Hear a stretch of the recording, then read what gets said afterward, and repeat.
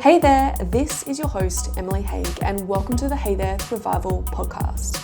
Are you a new parent or a parent of twins and multiples? Do you want the latest front-free expert advice for mums, partners and friends? Well, we cover more than the usual topics. Today's guest is a unique mix of medicine and skincare, a registered nurse, an integrative skin specialist, and she's a twin mum. She saw a gap in the market and you'll want to know about it. Today we're going to talk through what skin products are safe for both pregnancy and postpartum, stretch mark prevention that actually works, how delivery affects your baby's skin health, and so much more. If you enjoyed today's episode, don't forget to give us a rating and we'd really appreciate if you click subscribe. That way, the algorithm will send this to more parents just like you so we can get them to thrive rather than just survive. Okay, let's jump in. Maddie, welcome to the show. It is absolutely wonderful to have you here today. You are a wizard of all things skincare. I'm really looking forward to you going through some insights for the audience. Could you give us an overview of who you are and what you do? Of course. Well, other than being a twin mum, I am a registered nurse and a dermal therapist, and I have been doing that for 15 odd years. So I have a skin clinic in Brisbane and I also have a skincare line, and we are very holistic in how we treat skin and very health conscious and wellness focused. So that's a little about me, but my twins are 14 months old now. It's always so impressive to meet someone that's got a services business and a product business and twins and is ploughing forward and also as passionate as you are. I'd love to hear about why you ended up going to this area of expertise. Yeah, for sure. Growing up, I suffered with eczema quite severely, and my parents would always take me to the dermatologist or to the GP, and I was constantly prescribed steroids, which is just the main medication that's used for eczema. So, a good 18 years of doing that, it did quite some damage to my skin. Once I turned around 18 and took my health into my own hands, I discovered that naturopathy was a route that I could go down. And that's when I discovered I had a lot of internal health issues that were contributing to my eczema, which was never linked before. So dermatologists obviously have their scope of practice and they have their place in medicine, of course, but they are not very holistic in the sense of looking at your gut microbiome, your liver health and your hormones. They're very topical focused. So once I discovered that I had a lot of these imbalances internally, I was able to manage my without needing to have the medication topically. So this really got me excited to share my message, I guess, with everyone else. And I discovered there wasn't really a role for me to go into. You're either a dermatologist and would have to prescribe medication, or you would go down the naturopathy field, but you wouldn't really get to touch skin or do anything with the skin. So I kind of created my own role, I guess. I studied the dermal side of things, and then I studied registered nursing, and then I kind of combined together with integrative health. And that's where I came up with my brand, the Functional Nurse and the Functional Skin. So it's been a long journey, and the skin industry has definitely changed, and we are a lot more aware of the internal factors that contribute. But yeah, that's where my passion came from. I think with a lot of practitioners, it usually comes from your own experience, and then you have a high level of empathy and care and want to treat other people. Such important work. I really love that today everything's so holistic, and bringing those two together makes complete sense to me. But 30 years ago, longer, it wasn't a thing. So we're so lucky that people like you exist, and in particular you're a twin mum, because that ties it all together. Now, are your boys fraternal or identical? They're fraternal. They're polar opposites. Yeah, they look similar. I mean, this is the thing that's always said to a lot of twin mums, right? Is that your babies look so similar, but they're actually fraternal. Did you know there were twins in your family? Yes and no. I have a massive family. My mother has, I think, 8 or 9 siblings, and then her mother had 8 or 9 siblings. So huge family. Oh, wow. Because fraternal twins come from the mother's side, I'm pretty certain, from what I read on Google. Yes. So there was definitely a set of twins in each generation, but I figure, the amount of siblings they all had, of course, there was going to be a set of twins. So it wasn't really wasn't really a concern or on the forefront of our mind when we fell pregnant. Got it. And so how did you find out? What's the story? It wasn't very exciting, to be honest. We went for our scan and I almost didn't believe that I was pregnant. The obstetrician that we started with was just very casual, and she said, "Oh, there's 2 heartbeats." That's all she said. And then she's like, "Do you have any questions?" And we were like, "Oh, just a million." But yeah, strangely, it didn't feel surprising. It just felt like, of course, we're having twins. It just felt right. Mm-hmm. Right. Now, with your pregnancy, did you have any symptoms or complications? Well, I honestly had an amazing pregnancy. Sorry for all the mamas who are listening who didn't, but I don't know. I think I had mentally prepared myself for maybe worst case scenario, because the moment you say you're having twins, it's all of a sudden you're high risk. And I actually downloaded TikTok when I was pregnant because I could search other twin mums, and you can search what week they're at and things. And I was seeing these women who were just massive. Their bellies were just going to explode. They were on bed rest. So I was like, oh my gosh, this is going to be intense. But I had an amazing pregnancy. I had a little bit of morning sickness, and my babies were 2.2 kilos and 2.4 kilos when they were born, and I didn't put on much more weight than that. It was a great pregnancy, which I was really shocked but very, very grateful for. I think that's a really nice story to share. I had thought, my mum's a twin mum, I had thought that she must have had the worst ride. I'd heard stories, which, to be honest, some of them weren't true, as I found out later, but sharing that it's not always the worst case scenario is actually great, because a lot of people do get fear, you just don't know. So it's good to hear that it's not necessarily always. No, I awful. was very shocked, but I am 5'11", and I do TikTok have wider sounds scary, by the way. It does. But yeah, we were joked because I've always had wider hips and I hated them growing up. And I had a dance teacher say to me that I had childbearing hips, and it broke my heart when I was like 15. And now when I was pregnant, I was like, look at me now. Like I'm pulling off this pregnancy very well. Yeah, you were made for it. You just never knew. A 15-year-old telling me we've got childbearing hips is very dance school, isn't it? I think sometimes they give you a bit of trauma. And so where are you at now with your family, and any favourite moments or learnings so far? We're definitely loving this time frame. My husband and I certainly didn't enjoy newborn life, which I hate to say, but it's obviously not a decision that you make. It's just what you fall into. So probably the first 6 to 8 months we really, really struggled. Obviously twins first up is insane. The sleep deprivation was insane. They had reflux. It was a really rough ride for us, and now I think we're definitely on the other side of that. So we are just soaking up every minute and absolutely loving this time. And it's really sad to think that we didn't get that in the beginning, but we're making up for it now. So we're in a really good place. I think this age is just, it's busy and it's hard, but it's so fun. And it's not as scary as the newborn life was for us.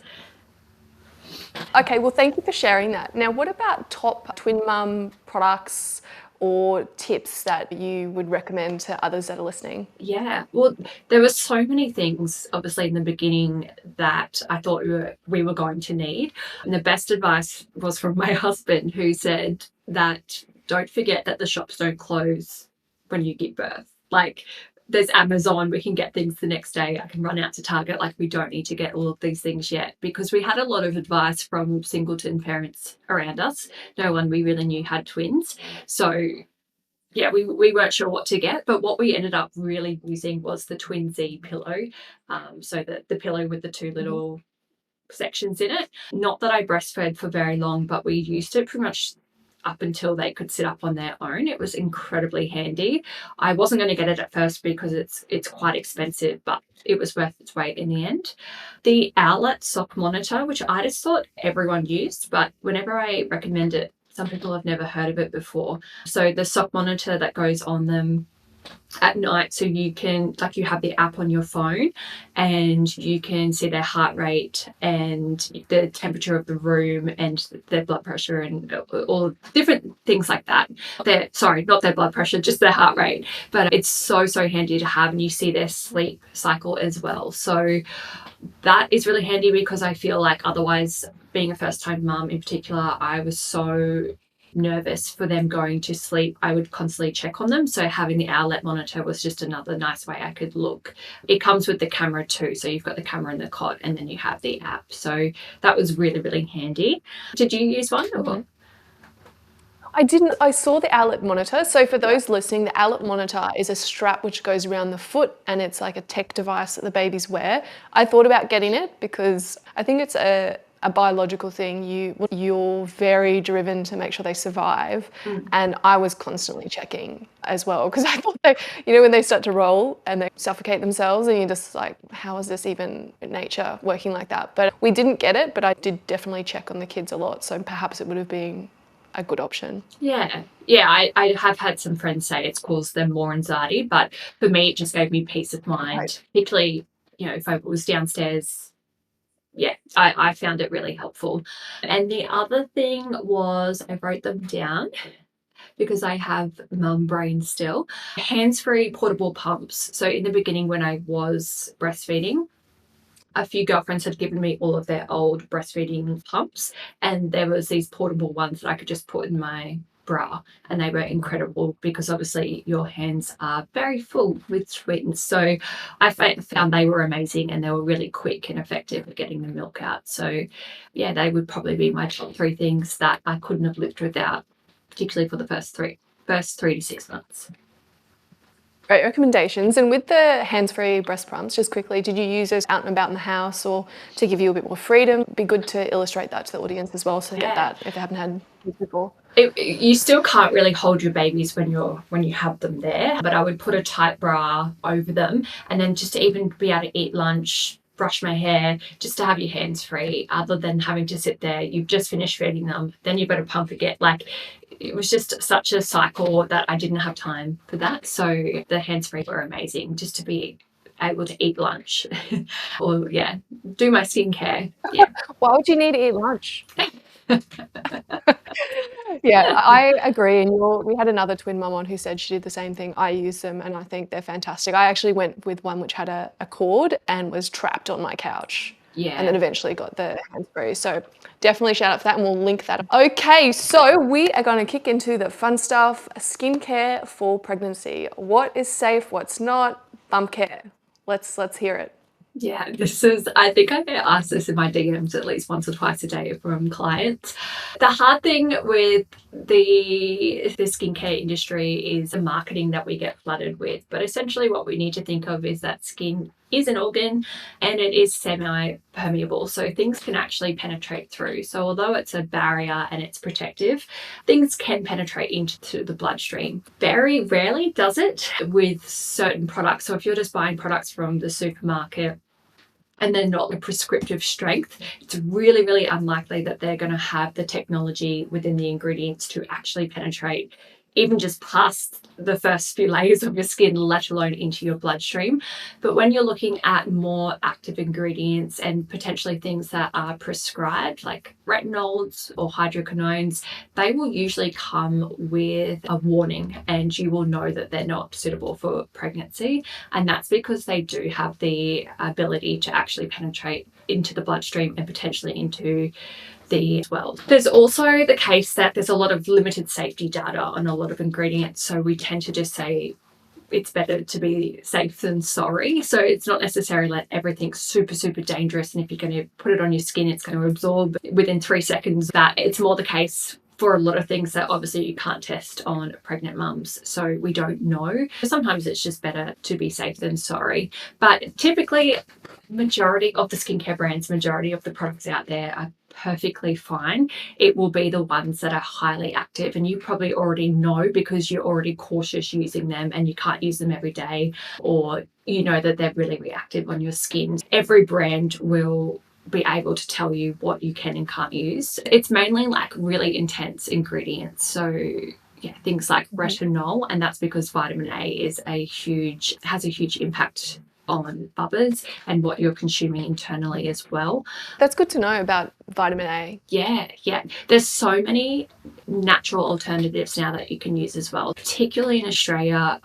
So many brands are going in the direction of pregnancy safe, postpartum safe. So you shouldn't really have to give up too much. I mean, we have a collective website where we stock over 15 other brands, and every single topical product is pregnancy safe, even the vitamin A. There's so much to have access to now. It's not all doom and gloom once you fall pregnant. Well, that's a great hack. I might link that as well if anyone wants a list of pregnancy safe stuff. Okay. Let's go into bump care. So now I know it's jeans and then it's also skincare. What can you tell us about stretch marks and also, again, the skin stretches? I mean, that's maybe some topical, some you can't help it. But what can you tell us about that? Yeah, it's so hard when it comes to stretch marks because a lot of skincare brands really market to it because you're in such a vulnerable position and you will spend any amount of money or do whatever you can to reduce your stretch marks or reduce the risk of getting them. But there is a huge element of genetics that come with it. And then, of course, we are growing rapidly. So no matter what you're doing to your skin at the end of the day, particularly when you get to the third trimester and particularly with mothers of multiples, we are going to expand at a rapid rate. And unfortunately for our dermis, we tend to get those tears, which will cause stretch marks. But there are things that we can do, and it's all about keeping the skin hydrated. The more hydrated, the more elasticity and collagen can be produced. So during pregnancy and postpartum, our cortisol levels can spike, and that can significantly reduce our collagen formation. So it's all about counteracting that as much as we can. Lots of hydration topically, and you can get that from serums or moisturizers. You tend to find there's like a lot of rich body butters that are really hydrating, and then oils as well. So for the hydration aspect, that's what you get from a moisturizer. Something that's more water-based is hydration, and then an oil is going to help be a mild occlusive agent to go over the top, and it will help to lock in. So oils are really great at stopping what we call transepidermal water loss. If some people have very dry skin, which we often do in pregnancy, you might find you put a moisturizer on and then an hour later you feel dry, dehydrated again. Whereas putting an oil over the top of that will really help to lock that in and help it to penetrate. So there's definitely science to back doing that for your skin, whether or not you still get stretch marks, but you might still get stretch marks because of genetics and because of just how quickly you are expanding. However, we can dramatically reduce the severity of them and also encourage the healing of them. When you have a pregnant belly and you see it's all red and purple, that's a really good stage to be at to help reduce the severity and help calm the inflammation in the skin. Once they turn white, that's typically, that's how they're going to present from then on. So morning and night, definitely moisturize and oil. It doesn't even need to be super expensive products. There's a lot of products on the market that are heavily priced, but a good quality moisturizer and oil that you would use on your face, I'd be using on my belly as well. Great tips. And at how many weeks should you start? I always wondered, like, when is the good time straight away to start? Straight away. Particularly if you're a multiples mum. I think I looked about 6 months pregnant at 6 weeks. So straight away, the sooner the better. Even if you're starting to try for a bub, it's a great, the more hydrated, the more nourished your skin is, the better its ability to bounce back. So again, you might not stop a stretch mark from forming, but you might give the skin the ability to be able to bounce back and it not be as significant. Okay, that's really helpful. Now, one thing I was going to raise with you is I actually got a stretch mark on my back. I didn't get any on the front after using a bunch of products, but I missed my back. So maybe like a little note there as well is like, don't forget your back, because in that third trimester, depending, I was like, all the skin was expanding. So it's wherever expands, your bum, your boobs, whatever's expanding. Oh, your boobs, get your boobs too, because they're gonna be going a couple sizes up. Okay, great, lots of good tips there. Okay, and so frequency, doing it often, that makes Morning and sense, and night. starting early. Yeah. Morning and After you night, got shower it. So is great. You're stripping yeah, a lot of the what you natural would. oils when you shower. So as soon as you get out, it's great to lock that hydration back in. Perfect. Very helpful. Okay, one last thing. Different skin types require different things during pregnancy as well, right? So some people get inflamed, some people don't. And so in terms of abrasive products on your face, for example, if you've got one with little granules, is it dependent on people's type of skin, or would you say using abrasive is a no-no because of skin sensitivity during pregnancy? Typically, we will become more sensitive during pregnancy, and we'll have those elevated cortisol levels. So yeah, it is dependent. The drop in estrogen postpartum as well, for some people during, can create more oil. So it is hard. It is, yeah, dependent on what your skin type is and how it presents, but typically we'll be more sensitive, and we certainly will absorb products easier. So being less abrasive to your skin. So a lot of people think that constantly exfoliating and creating cell turnover and trying to get new healthy cells to come through is the way to do it. But particularly when you are pregnant, your body's already under so much strain and stress, and a lot of the healing factors within the body are going to the bub. So putting your body under more stress and strain and inflammation is not the way to go. I'd be looking more at nurturing and calming as opposed to stimulating and exfoliating. Yeah, more things like creams that are not going to be, Yeah, stripping. Would that be right? hydration, oils, as opposed to any chemical or physical exfoliants. Wonderful. Okay, so postpartum, typical skin symptoms and what causes them?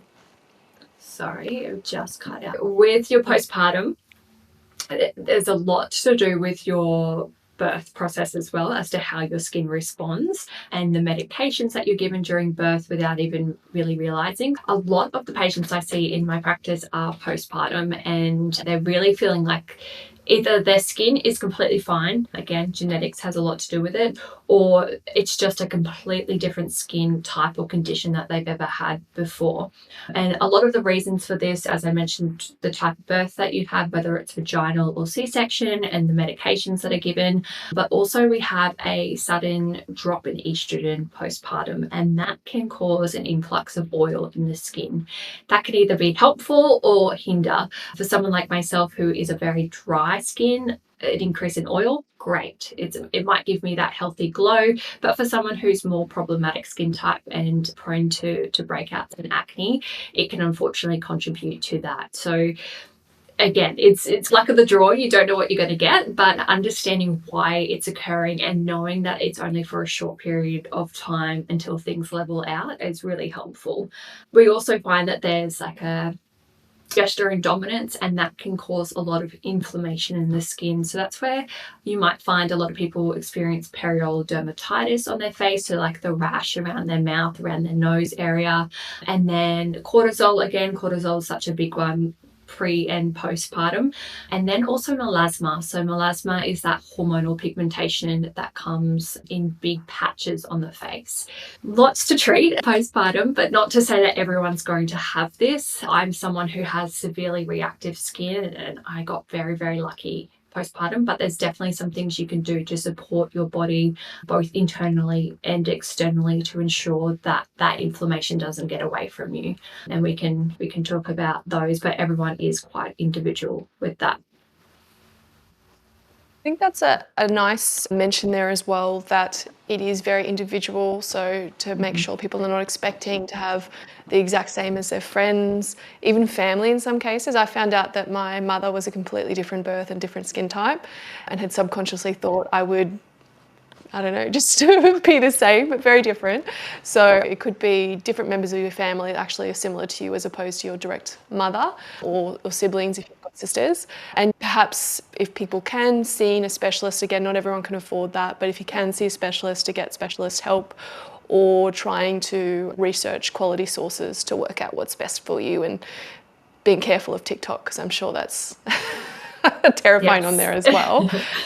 And just knowing that it's your body's way of speaking to you and not feeling, I mean, we're all overwhelmed postpartum, whether you have multiples or not. Knowing that it's not forever. A lot of women that I see in my practice postpartum come in and they're crying and they're like, I'm 30 something years old, I have acne now, what's going on? But I promise it does eventually level out, and sometimes without even doing anything, it can level out. But just knowing that it's just a natural response that your body's having, and it's nothing that you're doing wrong. And typically it's not going to be from a topical product. It's a huge strain on your body to carry a baby and give birth.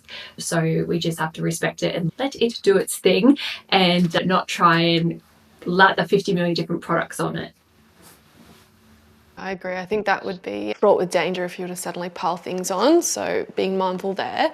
So any other myths to avoid in terms of postpartum? I think we've covered off a few things, but anything else to add? I think just the myth that we will have the glow during pregnancy. And I feel like that can be very disheartening for a lot of women who don't experience the glow. There's a lot more circulation happening. So we tend to find with more circulation comes more oxygenated blood to the face. And then technically from there should come the glow.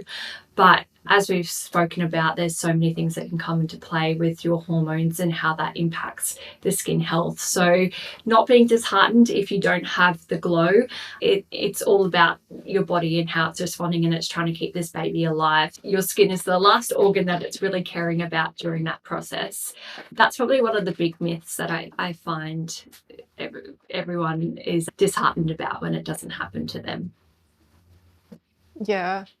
That piece on managing expectations, not imagining it'll be like everyone, and also knowing that what you see online is probably not always the full truth of what happened with someone, or maybe you've got friends where you thought they had a great time, but they didn't. I was completely swollen and people would say, you look great. I had like raised blood vessels everywhere, popping off my face. It was crazy, blood noses. So letting your skin, well, being gentle with it, managing your expectations around what might happen, being at peace with it, and you are building babies, and if you're a multiples parent, you're building a few, so that is definitely the focus. Definitely. And now, other topics. You mentioned when we were doing our first meetup about baby skincare. I'd love to hear a little bit more about that. It's quite unique. I haven't heard about it before.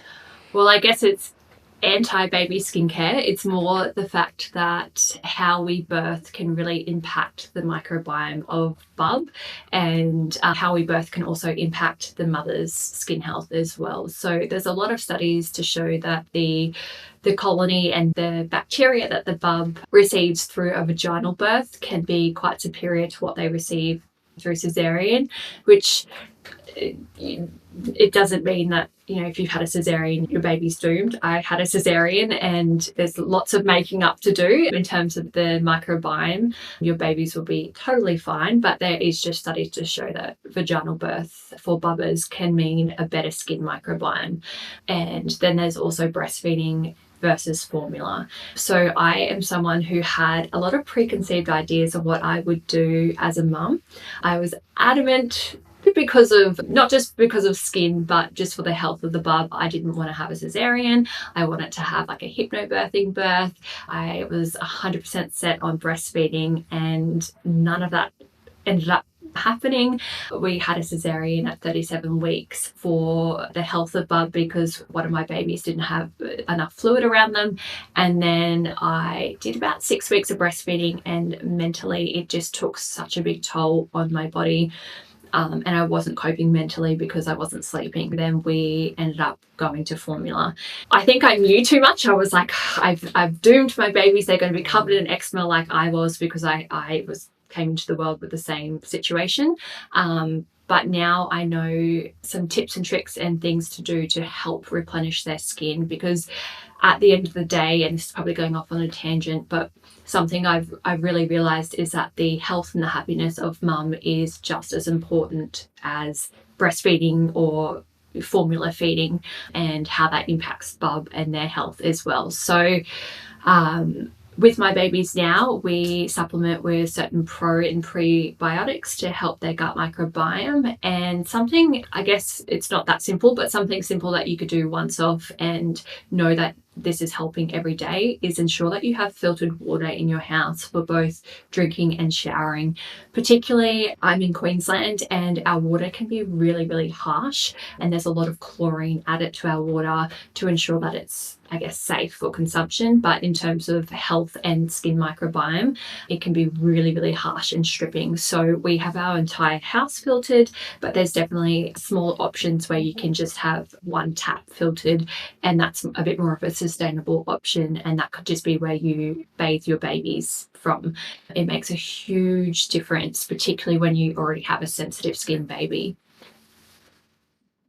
That's a really interesting insight. I think that's really starting to explode into common awareness now, is the chlorine put through water. There's a lot of filter products coming through. I've got a friend that's actually created one, which has been really interesting watching the videos. It's terrifying when you take the tap off and you see what's in there. I imagine if you're someone with sensitive skin, you're extra aware because you know you've got to really look after it. So I think that's a really great insight for people. And again, if they can perhaps just get a cheaper one for one tap or even a filter bottle, yeah, that could potentially help if they're able to do that. So great tip. And then you mentioned vaginal versus C-section about the skin, and I had heard this. It's the mucus, or I don't know if that's the right word, but the coverage that the babies get if they go vaginally. That's what you were referring to, right? Is that concoction which can potentially help their skin? So that exposure to the exposure to the mum's bacteria. And then there's also, I guess, bub being squeezed and pushed through that birth canal and releasing lots of fluid off their chest. So this is a bit of a random one, but sometimes if a bub is born with fluid, excess fluid. So I know my second twin was during the cesarean, he had to go into NICU and he had fluid on his lungs.